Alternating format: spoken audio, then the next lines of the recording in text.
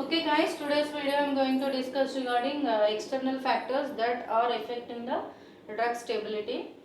So already we have seen the list of factors like temperature, light, oxidation, moisture, etc. So first we will discuss regarding hydrolysis. Okay. So here first we will see the definition. Hydro and lysis. Hydro means water and lysis means breaking. So breaking of molecules with the help of water is called as hydrolysis. Okay. So if you see, mainly the drugs belongs to amides and esters. Drugs belongs to the category amides and esters will undergo mostly the hydrolysis process, and due to that hydrolysis their stability is getting affected. Okay, so these two categories are undergoing the hydrolysis mostly. So first we will see hydrolysis of ester, means the reaction involved in hydrolysis of ester. By taking one example we will see here. So we are going to take example as propyl ethanoate, CH3, CH2, CH2, COOH, when it is reacting with water. Okay, you are taking the drug propyl ethanoate. So when you are adding the drug or water when you are adding water molecules to this drug, due to hydrolysis. So already we seen hydrolysis means breaking of the molecule. So this propyl ethanoate, when it is undergoing hydrolysis, it is breaking into two molecules like acetic acid, that is CH3COOH, and propanol. So this is the hydrolysis of ester. Okay. Next we will see hydrolysis of ester drugs. Example, if you see procaine, benzocaine, atropine, etc. Okay. So now we will see the hydrolysis of amides,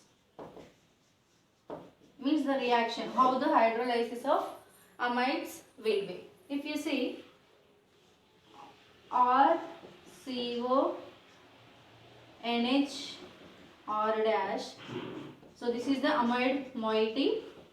So when you are reacting this amide with water, it is giving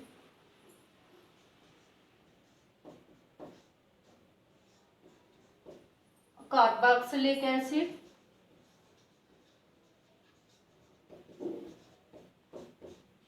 plus amine R dash NH2.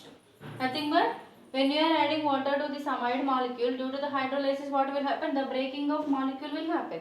Due to that breaking of amide, you are getting the carboxylic acid and a amine group. So this is regarding the hydrolysis of amides. Okay. So now, okay, we are getting the instability to the drugs and molecules due to this hydrolysis. Now we will see how to prevent it. The prevention of hydrolysis of drugs. If you see, so there are so many parameters. First one, either you can replace aqueous solvent with non-aqueous solvent. So aqueous means it contains water. Due to that water, there may be a chance of hydrolysis. So instead of aqueous solvent, if you are using non-aqueous solvent, there may be a chance of loss of this hydrolysis parameter to that particular drug. Next is you can use surfactants. By adding surfactants also you can reduce the chance of hydrolysis of the drug. Some drugs like procaine, benzocaine, and tetracaine. So these three drugs are having the capacity to undergo the process of hydrolysis. So by adding caffeine,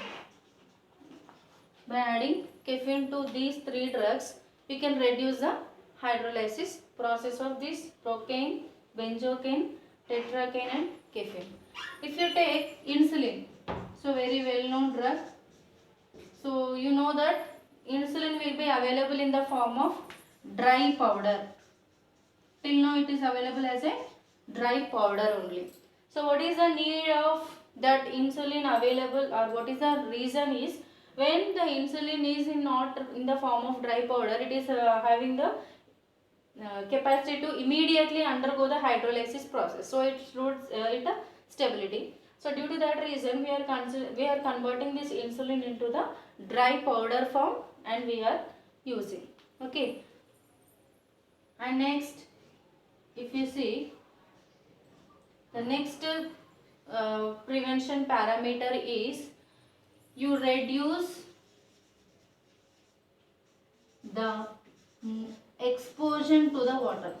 So don't when you understand that the drug is having the capacity to undergo hydrolysis process, then you try to reduce or do not expose that molecule to the water. So by this you can reduce the hydrolysis process of that particular drug molecule. So these are the some prevention parameters that can be used for the reduction of hydrolysis process. Okay.